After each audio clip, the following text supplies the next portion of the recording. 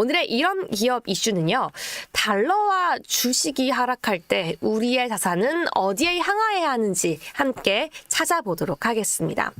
지금 시장에서 골드에 대해 주목하고 있는 목소리가 많이 나오고 있는데요. 제가 파이낸셜 타임즈의 헤드라인도 함께 가지고 왔어요. 오늘 당당하게 첫면에 금을 매수하고 있고 금을 매수해야 한다는 내용까지 미국 외신을 통해 보도가 되고 있는데요. 그렇다면 왜 하필 지금 이 시점에 금의 시장은 주목하고 있는 걸까요? 바로 미국 경제가 흔들린다고 하더라도 금은 흔들리지 않을 거라는 믿음 때문인데요.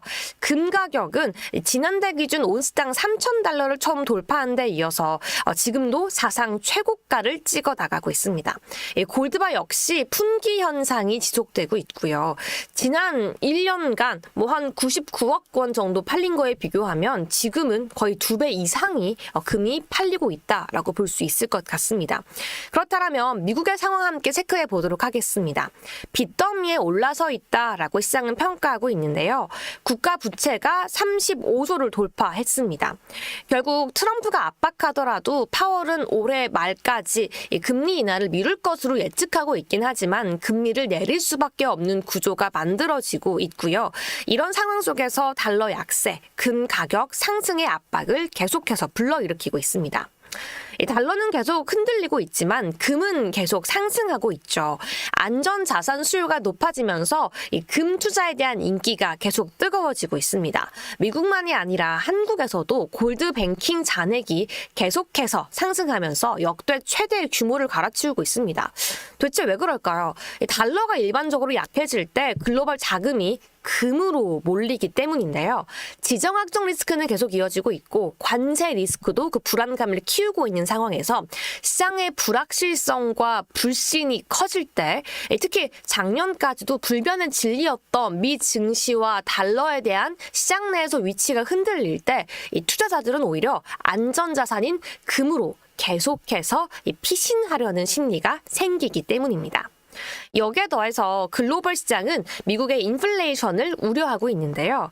그런데 이런 이야기가 있습니다. 인플레이션 이퀄 금의 시대라고 하는데요.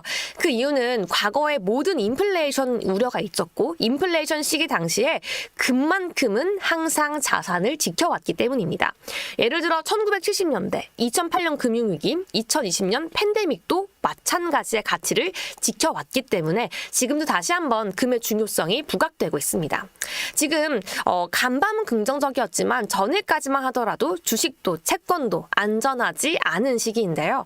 이렇게 쌍둥이 리스크라고 불리는 상황에서는 금만이 믿을 구석이라고 시장은 이야기하고 있기 때문입니다. 그렇다면 미국인들은 금에 어떻게 투자하고 있을까요? 첫 번째 방법은 금 ETF입니다. 금 시세와 1대1로 연동되기 때문에 가장 쉽고요. 편리하고 수수료가 상대적으로 적습니다. 다만 금을 실물로 보유하고 있지는 않는 방법입니다. 여기에 더해서 미국에서는 금을 정말 캐는 금광 주식도 매수할 수 있는데요. 금값 상승 시 주가는 더 크게 상승하고요. 배당까지 함께 가져갈 수 있습니다.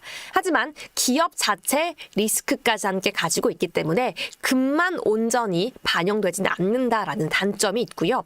로열티 기업이라는 기업들에 투자도 할 수 있습니다. 금을 직접 캐지는 않지만 유통을 해서 수익을 창출하는 회사들의 주가도 매수할 수 있는데요. 리스크도 낮지만 폭발적인 수익은 제한적입니다. 네 번째로는 원자재 ETF를 매수할 수 있는데요. 금만이 아니라 은을 비롯해서 다양한 원자재까지 분산 투자할 수 있는데요. 인플레이션엔 방어적이지만 금 비중이 낮을 수 있다라는 단점이 있습니다. 저희가 5개월 전에도 이런 기업 이슈에서 금 ETF를 소개해드린 적이 있는데요. 정말 이 금 ETF의 차트를 보더라도 그때만 샀더라도 좋았겠다라는 그 우상향 그래프를 그려내고 있죠. 그래서 오늘은 또 다른 금 ETF 함께 주목해 보도록 하겠습니다. SPDR 골드쉐어스라고 해서요. 티커명 GLD인데요. 스테이트 스트리트라는 운용사에서 제공하고 있는 상품입니다.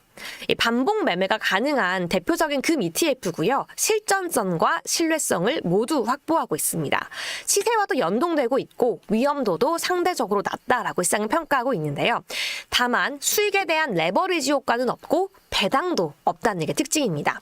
하지만 내가 금에 직접적으로 투자하고자 하는 투자자에게 이 GLD는 가장 현실적인 대안이다라고 볼 수 있을 것 같은데요. 지금 현 시점 주식만 보지 말고 금도 나의 포트폴리오에 추가해야 한다는 소리가 계속 들려오고 있습니다. 결국 불확실성이 커지고 있는 시대의 궁극적인 자산 방어 수단으로 꼽히고 있고요. 또 GLD도 서학개미에게는 가장 현실적인 투자 수단으로 꼽히고 있습니다. 지금 월가에서는 주식과 채권으로만 이루어져 있는 포트폴리오에 이 GLD와 같은 금 ETF를 5에서 10%까지 편입해야 한다라고 권장하고 있는데요. 여러분들은 과연 편입하고 있을까요? 오늘도 금 ETF 함께 알아봤고요. GLD 외에도 다양한 ETF가 있으니까요. 함께 체크해보시고 공부해보시기 바라겠습니다. 오늘도 시장 이슈에 맞는 ETF 상품 함께 알아봤는데요. 이 투자에 대한 조언이 아닌 공부라는 점 다시 한번 기억해 주시기 바라겠습니다.